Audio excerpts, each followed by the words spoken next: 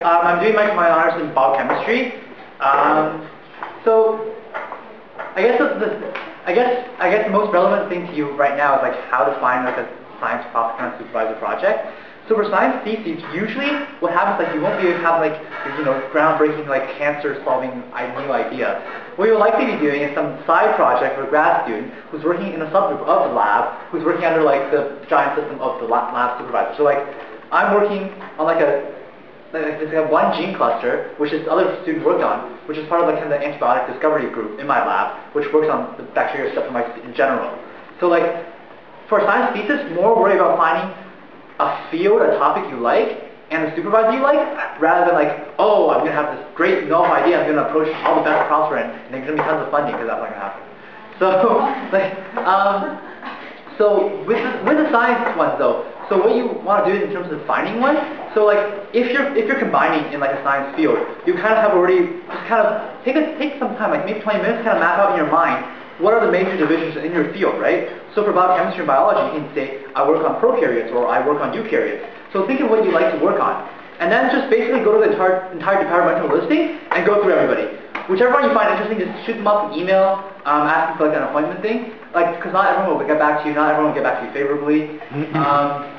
Like I saw some labs like, oh, this is about crystal structure. I was like, I don't want to have anything to do with crystal structure of proteins. Like, really, I don't. So some stuff I really like. So in terms of emailing profs, like be cordial. Just say you want to talk to them in person because that really helps. And before you go talk to them, please read their lab's website so you actually know what you're talking about when you go meet them. So they'll be like, oh yes, I have this group in the lab working on this. You're like, ah yes, of course.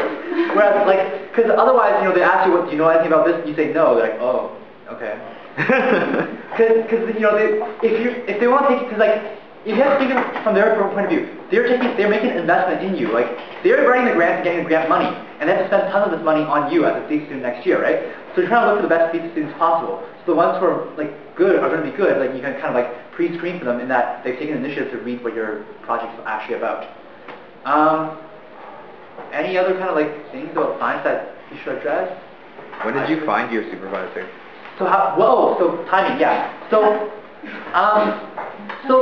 like the real caners get started now. So that's what I did last year. And I emailed a bunch of profs, and a bunch of emailing back saying, oh, we're not actually looking until January.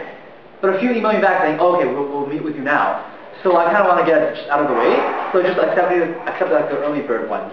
So I settled on my current prof, I think late October, early November. But the biochem form is actually due in March. But like it's due only as a kind of incentive for you to go find a thesis supervisor, because I didn't physically hand in the form until August. But like I already had my supervisor in the bag, like I kind of talked to him, like we already worked everything out. So like in terms of subject material, there'll be a little difference between the physical sciences being physics and chemistry, and the biological sciences being biochem and bio, basically. And the thing is, so although the first thing, most important, is like you want to find a topic and field that interests you. The second thing, look for a good lab dynamic environment. So at the time I was given 2 offers last year, one in a really big lab, which is the one I'm in right now, and one in a really small lab. Like that small lab was the kind of probably like a better researcher as a professor, but he only had 1 grad student. It was a very kind of like shoddy and rundown lab, and like you can tell like this grad student like has like his soul being sucked right now kind of thing. So you want like nice and big like friendly lab environments. Because then not only are you doing research you like, you can also kind of latch on a project that might get published in the year, which is like really cool for grad school and stuff.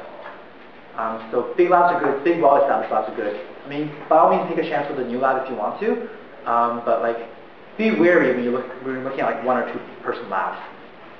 So, Camila? Not only for you, but for Erica, kind of. Do we have anyone talking about like clinical? I don't think so. I know a little bit about it. Like, so most clinical stuff is... Yeah, make sure you stand in. So most clinical stuff, there's 2 parts. Like, one is kind of literature research behind the clinical stuff. The other one's kind of experimentation. Now, the experimentation with the clinical stuff is very kind of... it's very like variable because you don't know when clinical trials are going to run, right? They can't time their clinical trials for your thesis. So a lot of this can be spent in doing like literature searches and kind of reading across the board. And like, it's a completely different kind of experimental methods than lab-based. Olivia? I don't know if you did this, but does your process be pretty much master, or like what happens if you find a process? So maybe I'm not the best person to answer this, but I know of somebody who did their thesis in 4th year, like with a prof at U of T, Anna Mikulik, 3 years ago.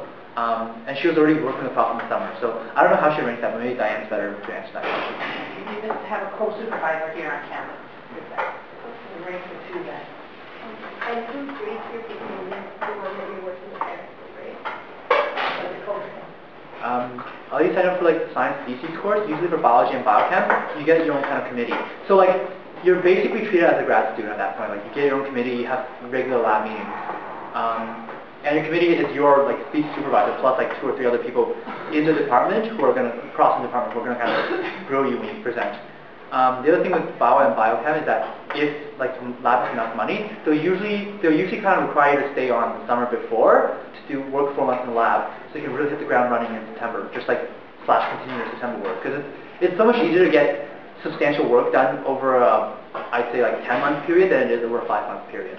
So if you start in September, you want results probably by the end of February at the latest. That only gives you 5-6 months, which the 10 months is just much better in terms of results if you're doing experiments.